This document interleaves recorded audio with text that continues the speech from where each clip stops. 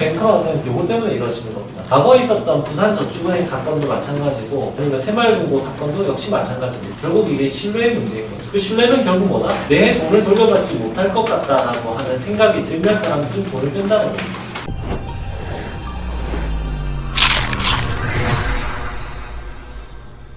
이게 예금을 맡겼잖아요. 은행 입장에서는 수신이고 고객 입장에서는 예금을 한 거죠. 왜 뱅크런을 하겠어요? 여기 있는 돈을 왜 이렇게 빼고자 하겠어요? 그러니까 본질을 이해하셔야 돼요. 자산이고 은행 입장에서는 이게 부채고 그다음에 이게 자기 자본이죠. 여기 대출 채권 중에서 요만큼이 부실화된다라고 한번 봅시다. 아니면 요만큼. 그러면 요만큼이면 어떻게 해야 되겠어요? 요만큼이 빠졌어요. A가 줄어든 거죠. 그럼 등식이니까 뭘 줄여야 되는데 은행이 대출해줬는데 대출을 못 갚았어. 그러면은 보세요. 예금자한테 가가지고 아이고 고객님 저희가 고객님의 예금을 받아가지고 대출을 해줬는데 저희 대출이 그 빵꾸가 나가지고 저희 돈 못 드리겠는데요. 이러면 어떻게 되겠어요? 미친놈들이냐고 그러겠죠. 그럼 이건 누가 책임진다? 은행이 책임져야죠. 은행이 책임진다는 건 뭐겠어요? 이만큼 여기로 퉁치는 거예요. 같이 날아가는 거예요. 만약에 이게 부실이 더 많이 생기면 어떡해? 그러면 이게 이것도 부실이 이만큼 생기면 어떡해? 이거 근데 없어졌네? 이게 훔치고 다 빠졌단 말이에요. 두 개. 그러면 누가 책임져요? 왜 없는 거죠 이거? 이렇게 될 수도 있을 것 같으니까 어때요? 사람들이 쫄아가지고 아씨 내 돈 못 돌려받는 거 아닌가? 이것 때문에 돈을 빼는 거잖아요. 한꺼번에. SVB 사태는 조금 특이한 케이스이긴 하지만 보통의 뱅크런은 요거 때문에 이루어지는 겁니다. 과거에 있었던 부산저축은행 사건도 마찬가지고 우리나라에 있었던 부산저축은행 사건이라든지 아니면 새마을금고 사건도 역시 마찬가지입니다. 결국 이게 신뢰의 문제인 거죠. 그 신뢰는 결국 뭐다? 내 돈을 돌려받지 못할 것 같다라고 하는 생각이 들면 사람들은 돈을 뺀다는 겁니다. 그러니까 법적으로는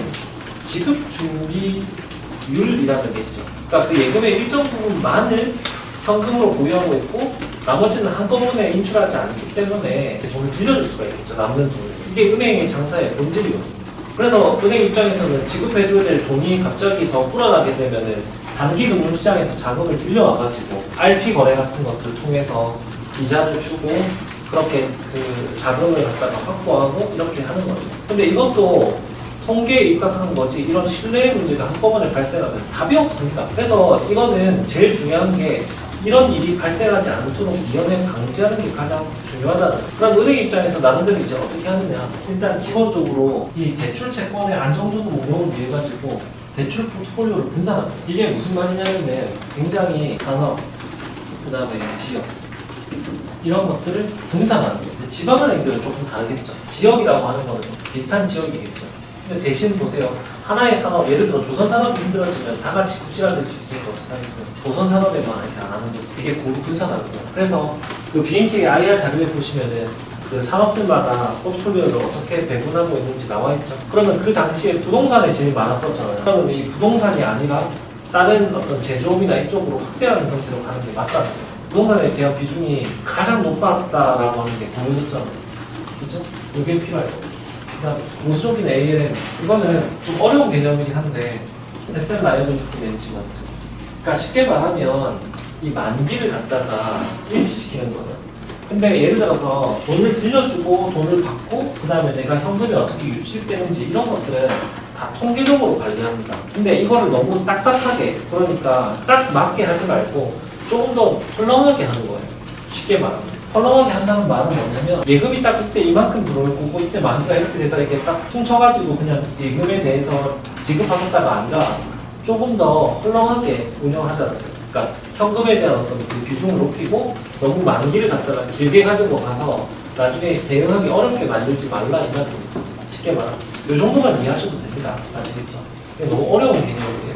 은행에서 이거 담당하는 사람 2명밖에 없습니다. 아시겠죠? 이 정도 하시고 그다음에 세 번째 어떻게 되겠어요? 그럼 부실이 발생할 수 있으니까 은행 입장에서 어떻게 합니까? 어떻게 하겠어요? 보수적으로 설정하겠죠. 대선 충당금을 늘리는 거예요. 나중에 손실이 발생하면 퉁치기 위해서. 근데 이렇게 대선 충당금 설정이 늘어나게 되면은 이것도 좋진 않아요. 왜냐? 은행의 수익성이 떨어지고.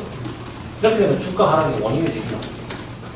그렇습니다. 근데 하지만 대선 충당금을 과거보다 좀 더 많이 설정하는 거는 지금 상태에서 바람직한 보수이다. 이렇게 볼 수가 있습니다.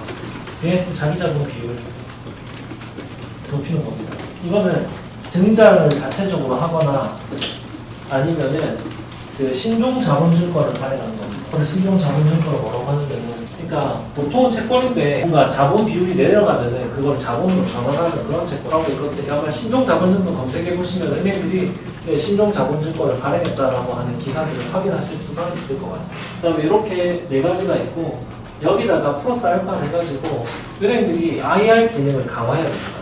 시장에 참여하는 여러 가지 기관 투자자들에게 우리가 얼마나 대손 충당금을 많이 설정해놓고 리스크 관리를 잘 하고 있고 ALM을 잘 하고 있고 위험하지 않은 곳에 잘게 분산해서 투자하고 있고 충분히 관리 가능하다라고 하는 것들을 계속 공식을 해야 돼요. 언론하고 기관 투자자들 그리고 주주들에게 이런 내용들을 훨씬 더 잘 설명해 줘야 돼요. 그렇게 하면은 이 뱅크런 사태를 방지할 수 있다. 이 정도 얘기하시면은 더 이상 질문이 나오거나 그러지는 않을 것 같다.